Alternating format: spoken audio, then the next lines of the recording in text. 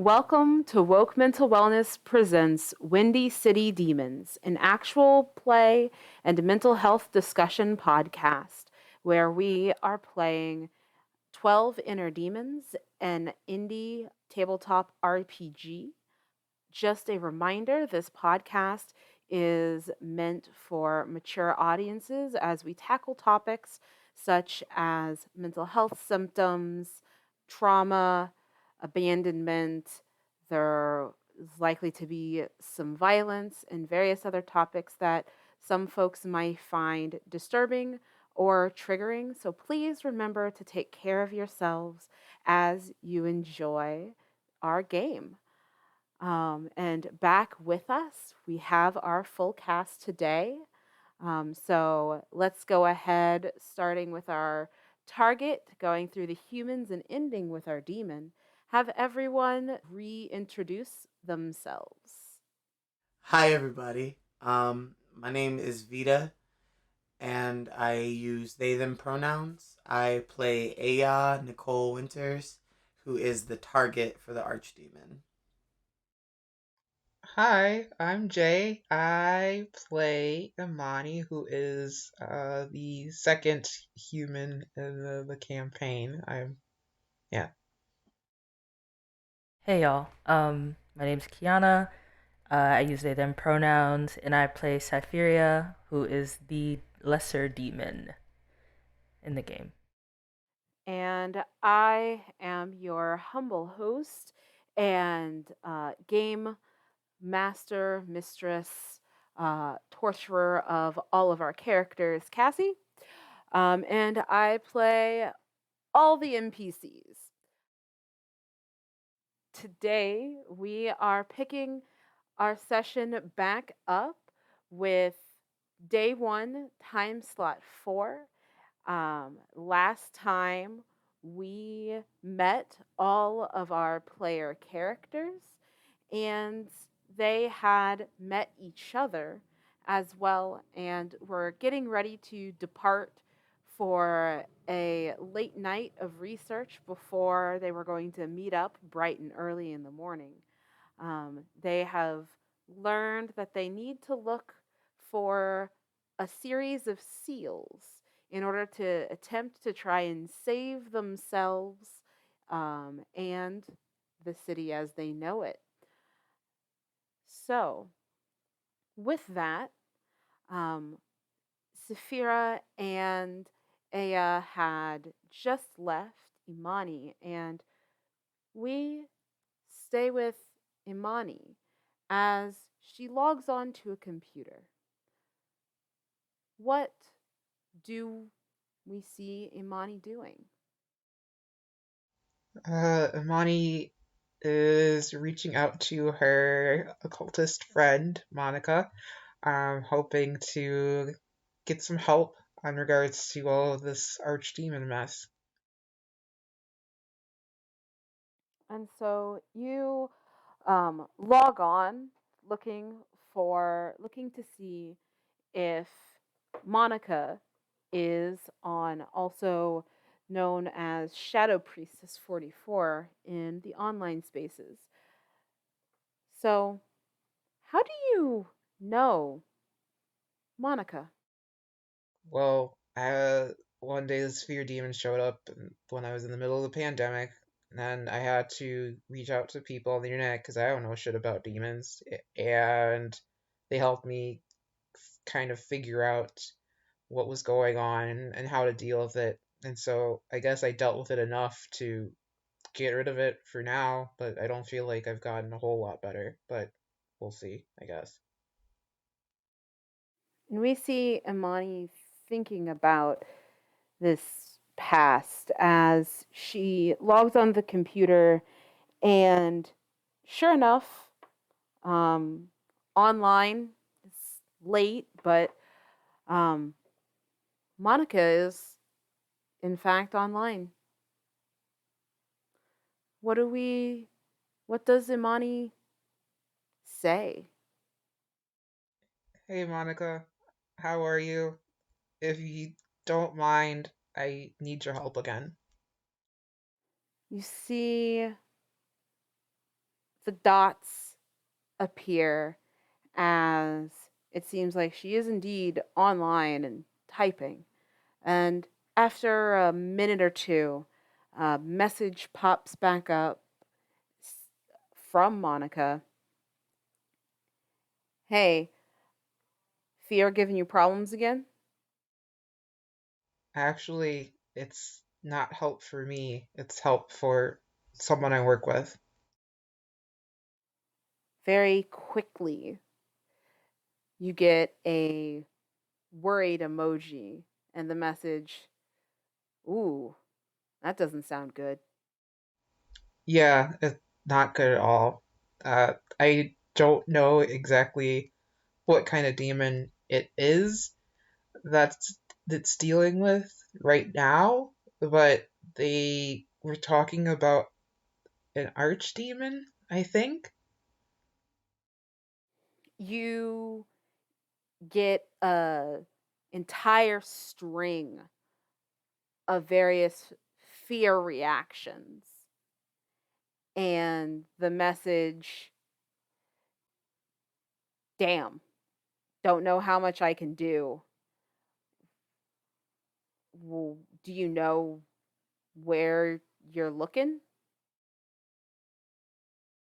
Uh, well, it seems like we have to go back to some places to help that my coworker is like familiar with and has like a setting in to deal with some seals. Yeah, seals. Uh, and we have to deal with those first to help with the archdemon, and then also help with our own trauma or her own trauma, something like that. I just, you know, even with the help that you gave me and all the stuff we've dealt with together, I just feel this might be a little above my head. You see dots, and then they go away. The dots come back, they go away. And this continues actually for several minutes as there's not the immediate response that there had been at the beginning of the conversation. How does Imani feel as she's watching these dots appear and disappear? Worried, like she doesn't have anywhere else to turn to.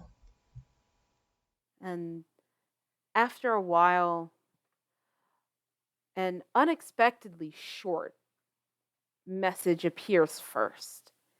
It just says, kind of above me, too. Then the dots appear again. And a much bigger message, as though perhaps Monica had copy and pasted something that she had found, appears and says, there doesn't seem to be any hard, fast rules.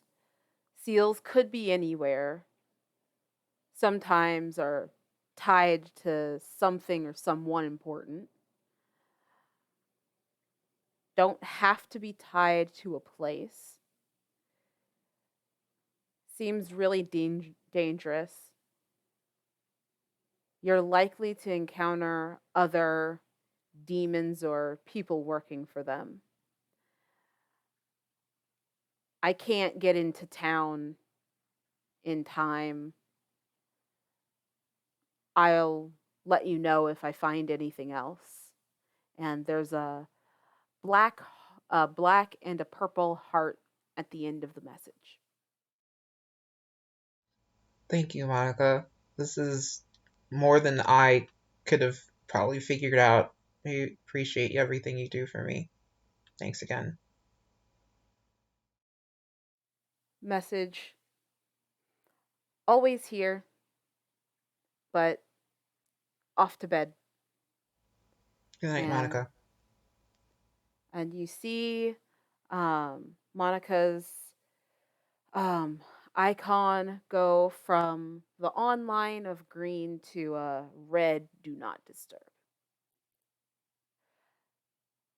From there, we're going to shift to Aya as she leaves Imani's apartment and starts to once again head, well, where does Aya head? I think AI heads home first to get her bearings and to think about where other seals that don't have physical locations may exist. How do you do that research? For a moment, I kind of paced the floor of my apartment, but then I stop pacing and just sit for a moment.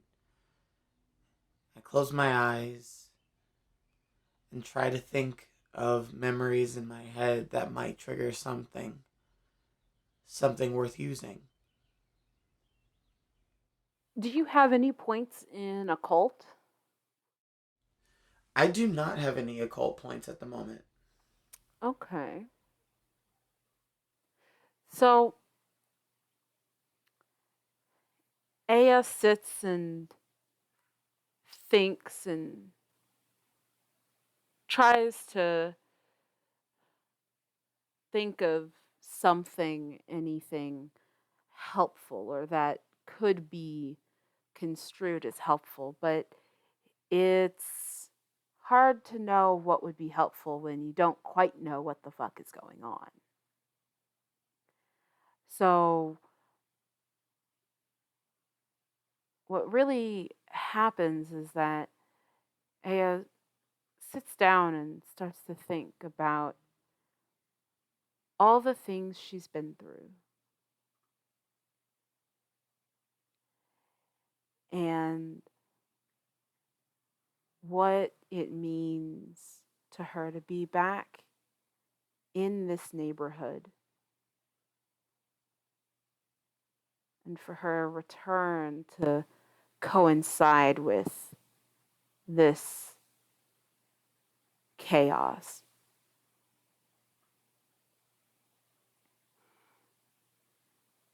And so while you don't know anything for sure, you do know that you remember.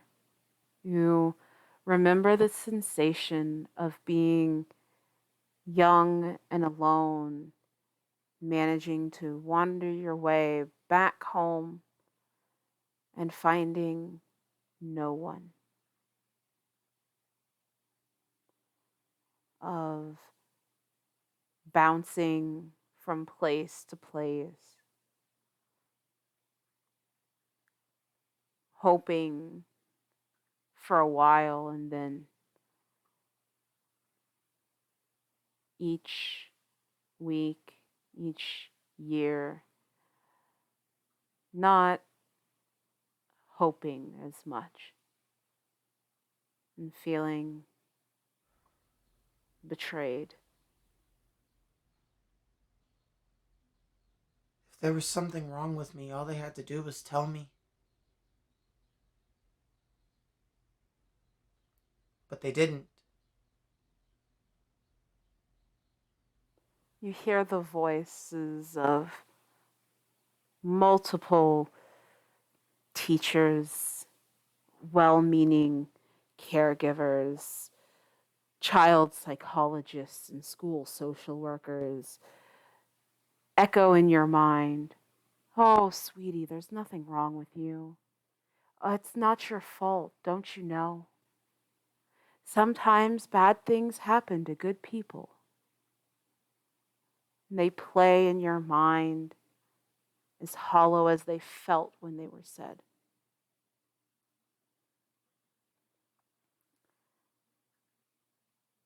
Naya continues to think, hoping that something may come to mind as we'll shift to Saphira, who is going to see what her contacts in the more demonic side of Chicago are whispering about. Where do we see Saphira appearing or going? Saphira heads to. Oh, sorry. I guess. um, I feel like I have to go to some of the darkest parts of town, um, where there's a lot of anger and hurt and pain. Are you looking for food or are you looking for information? A little bit of both. I'm on a search for food and I'm on a search for information. But I guess my focus needs to be more on the information.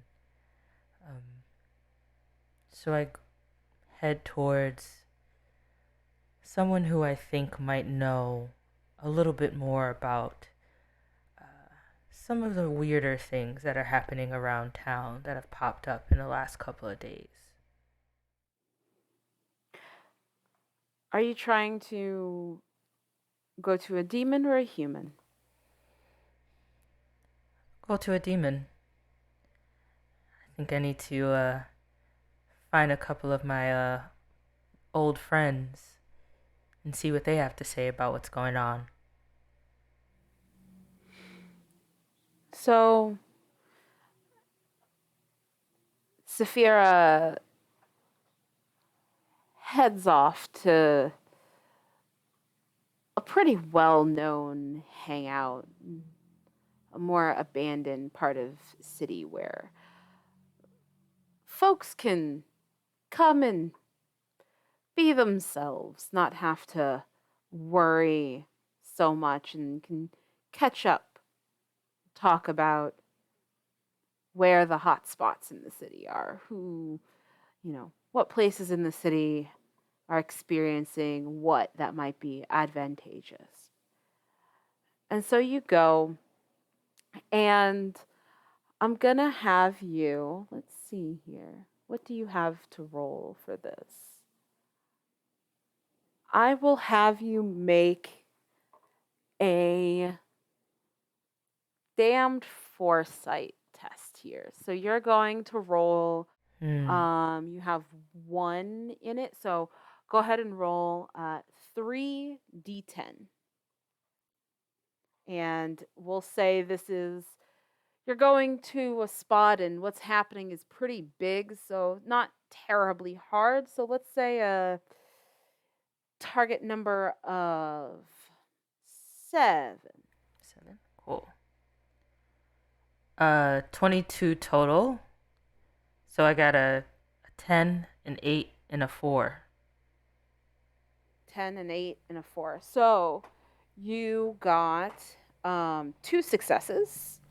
Because once again, a success is anything above the target number, or the target number or above. So you end up finding a fear demon that you know. As well as a couple of others that are just surrounding, talking with each other. And this demon, people just call them the harasser. They have another name, but speaking that name, names are powerful. And even though they're a lesser demon, they like to envision themselves moving up in the ranks someday. Okay. Harasser. So, Oh, sorry, go ahead. no, go ahead. Hey, Harasser. I've been looking for you. Looking for me? What for? I have a feeling that you know. You've probably felt felt things getting stronger in the past couple of days. Well, I mean, of course, it's unmistakable the early signs of one of our supposed betters trying to arrive. Yeah, just. Can you tell me what you know? What have you heard? Well, I. And they tower over even you. As you know, fear demons are all about the bravado and their booming voice and tall stature. I know it's not good, not for any of us that actually want to maintain some sort of a food supply. No, Hmm. the mist is clearly not on our side. Hmm. But it's early, and you should probably be very careful who you tell things to. You never know what lackeys around here might be hoping for scraps. Hmm. I mean, you're not really giving me much to work with here. I'm hearing that there's. What do you have to offer? Hmm. What do you need? Hmm. Word has it, you might have been around one of my humans that has been eluding me. Uh. Oh, you mean my human's friend? I don't know if they're friends. All I know is they point to uh strange, clearly a vermin demon on all fours, looks like some amalgamation of a rat, scorpion, and a cockroach, with heads poking out from multiple directions. Um, and the harasser says, Rocher over there saw some things that in the city you were about, Hmm. and I wouldn't mind some assistance. That one has wards that were painful. Hmm. Surprised that thing has a name. It's gross. Um. I mean, I guess if. Rude.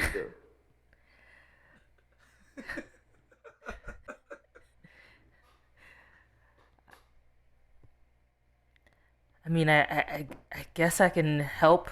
What did you call it? Rochelle? Rocher. Rocher. Okay. His information's sweet like chocolate. All right, all right. I'll go talk to Rocher. No, I said you could help me. What? You don't want to help any of us? No, no, I'll help. Sorry, I'm just a little flustered. We're trying to figure all this stuff out.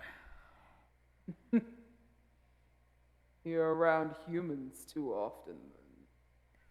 Clearly. Um,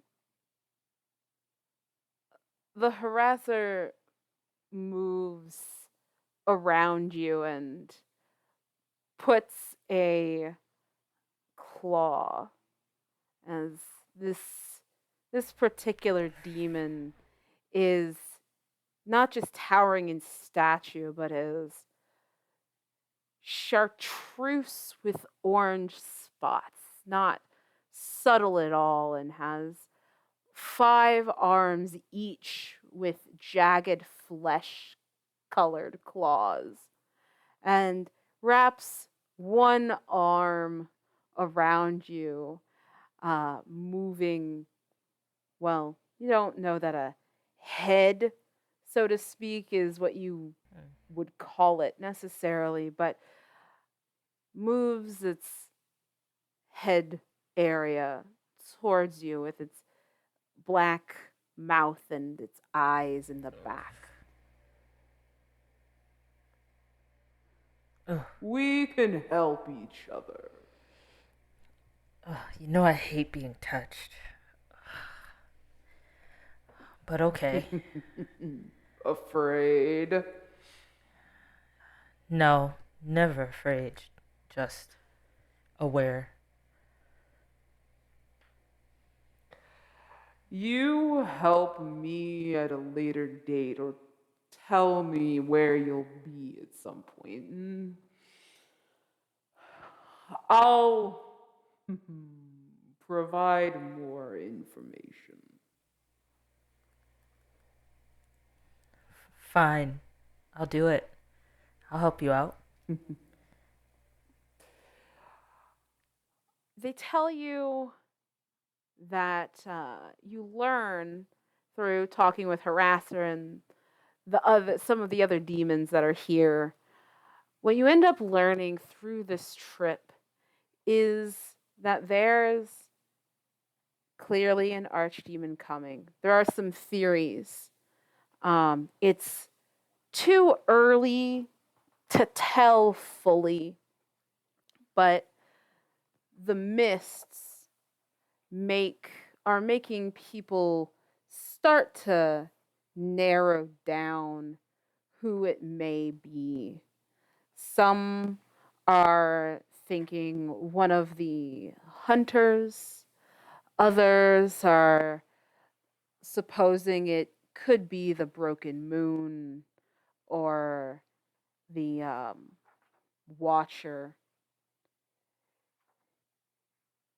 The time of year, however, also makes some of them think that it might be what some call the autumn watcher, others call it the huntsman's lord.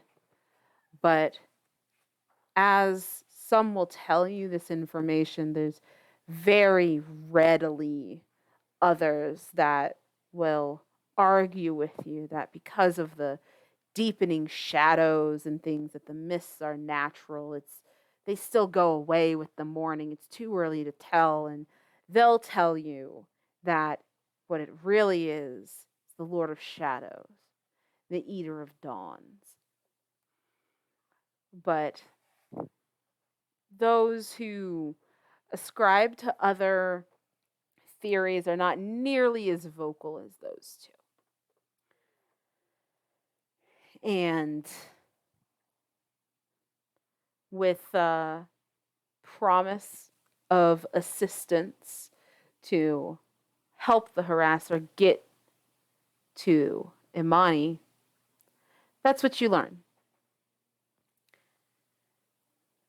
So, with that, is there anything else that anyone wanted to do before the end of day 1?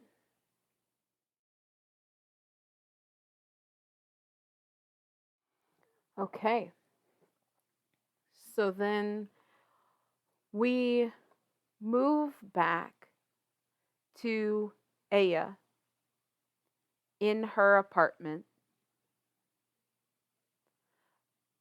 At this point, after a decent amount of time, maybe a few hours of trying to think, what is the thought process in this state that we see Aya in as we return to her room?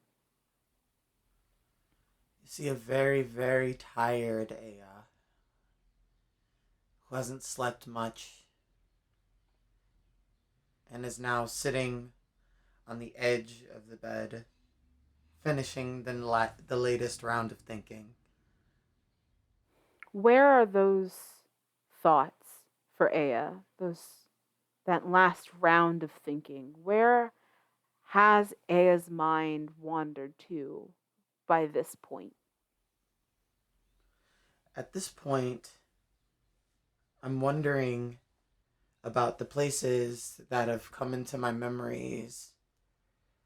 I'm also wondering about certain memories themselves and how they may play a role in all of this.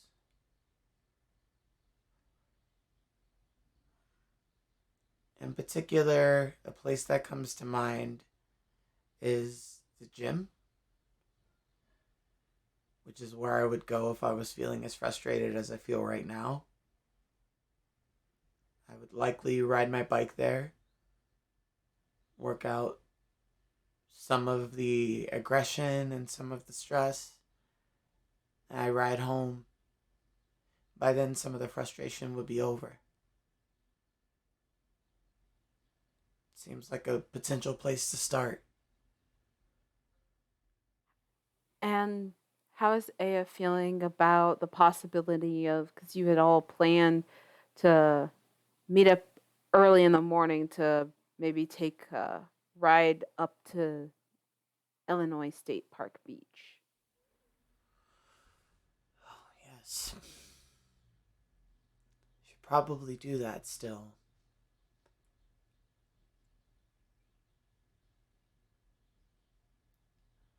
I think there's something there that if I found it might give us some information, or it might even be a seal.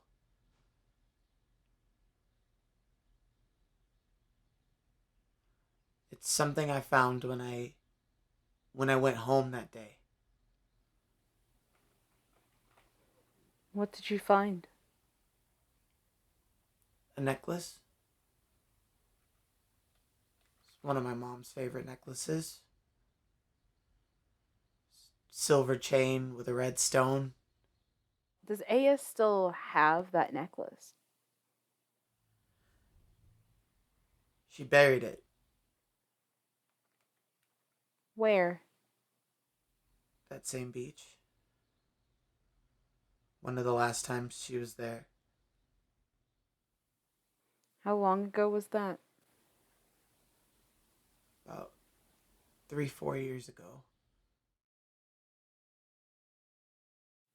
And I think it's at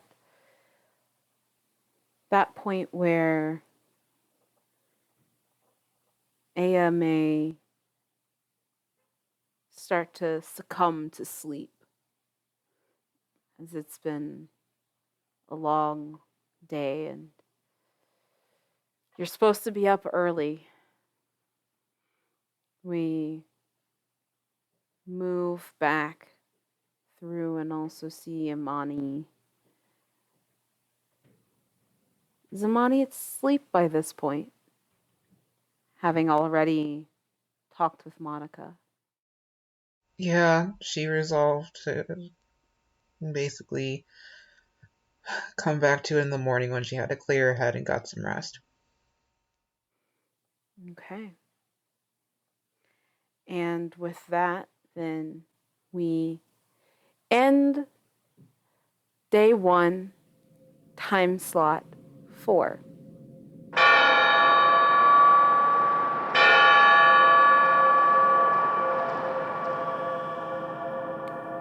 So, the next day,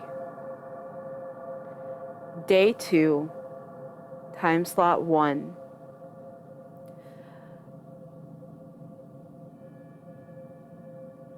There, when you awaken,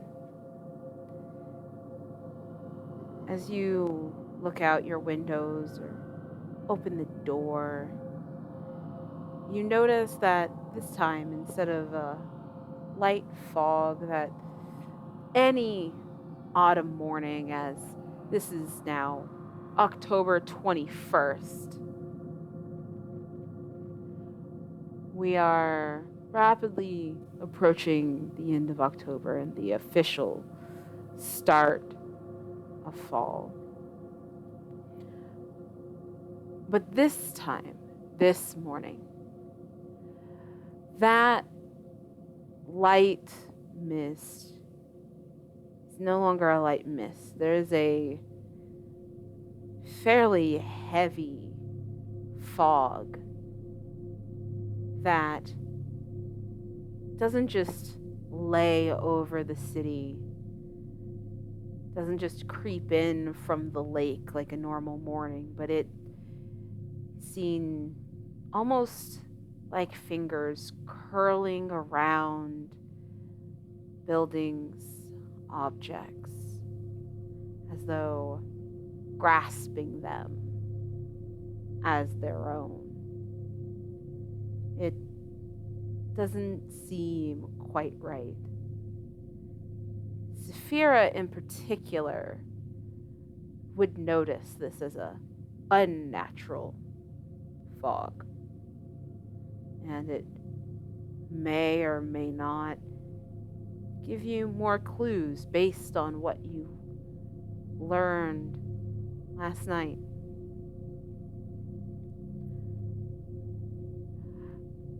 Aya, you awaken from yet another night of restless sleep, nightmares.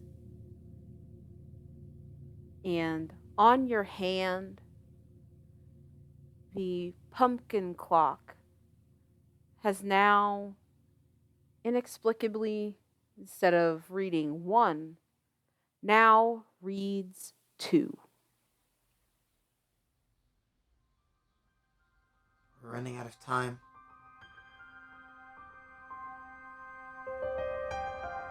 Thank you for listening to Windy City Demons, a woke mental wellness actual play of 12 Inner Demons. If you want to connect with us, you can find our contact information in the episode notes. If you want to learn more or to support our podcast, you can join our Patreon. We can also be found on most major podcasting platforms, and videos are also uploaded to YouTube. Our Patreons get episodes 1 day early on Fridays. Otherwise, we tend to release on Saturdays. So don't forget to follow, subscribe, and leave reviews and messages if you liked our content. Thank you for listening, and take care of yourselves until next time.